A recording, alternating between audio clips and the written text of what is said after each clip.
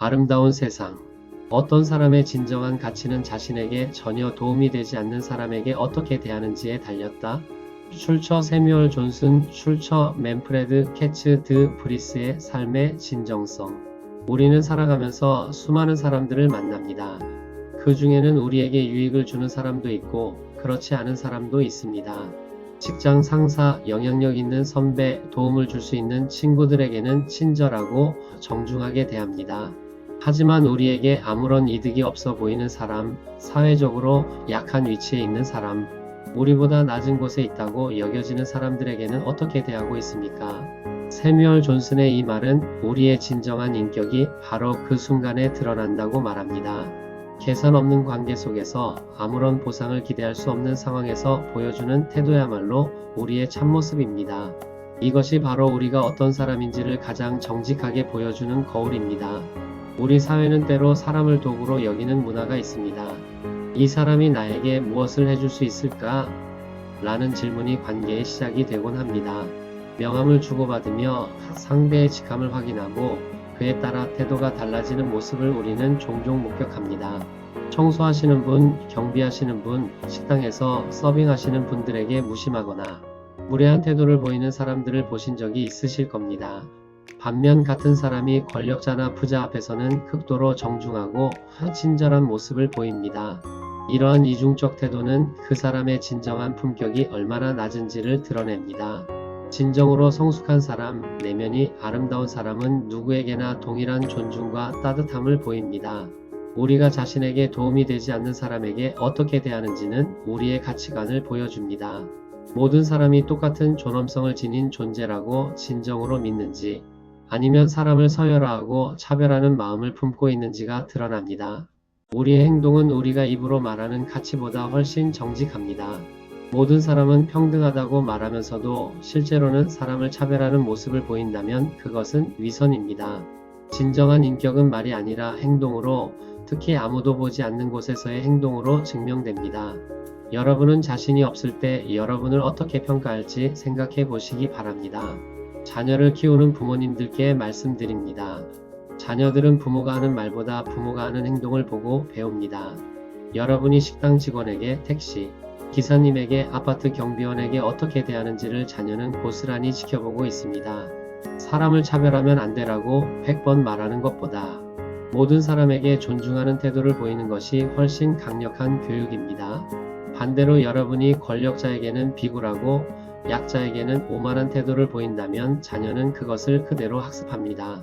우리가 만들어가는 아름다운 세상은 다음 세대에게 물려줄 가장 소중한 유산입니다. 자녀들에게 진정한 인격이 무엇인지 보여주시기 바랍니다. 교사이자 목회자로서 저는 이 진리를 더욱 깊이 느낍니다. 학교에서 만나는 학생들, 교회에서 만나는 성도들 중에는 저에게 직접적인 도움을 줄 수 있는 위치에 있지 않은 분들이 많습니다. 하지만 모든 학생은 하나님의 형상으로 지음받은 소중한 존재이며 모든 성도는 그리스도의 몸의 지체입니다. 어떤 학생이 공부를 못한다고, 가정환경이 어렵다고, 나에게 인정을 받을 만한 능력이 없다고 해서 함부로 대해서는 안 됩니다. 모든 영혼은 동일한 가치를 지니고 있습니다. 제가 섬기는 자세로 학생들과 성도들을 대할 때 비로소 진정한 교육자요 목자가 될 수 있습니다. 여러분도 여러분의 자리에서 만나는 모든 사람을 존중하시기 바랍니다. 때로 우리는 바쁘다는 핑계로, 피곤하다는 이유로 친절을 생략합니다. 하지만 친절은 많은 시간과 에너지를 요구하지 않습니다. 눈을 마주치고 미소 짓는 것, 감사합니다 라고 말하는 것, 상대방의 이름을 불러주는 것, 이 작은 행동들이 누군가에게는 하루를 견딜 힘이 됩니다. 우리가 무심코 지나치는 그 사람도 누군가의 소중한 가족이고 저마다의 이야기와 아픔을 지닌 인생을 살아가고 있습니다. 우리의 작은 친절이 그 사람에게 위로가 되고 희망이 될 수 있습니다. 반대로 우리의 무관심이나 무례함이 누군가에게는 깊은 상처가 될 수도 있습니다.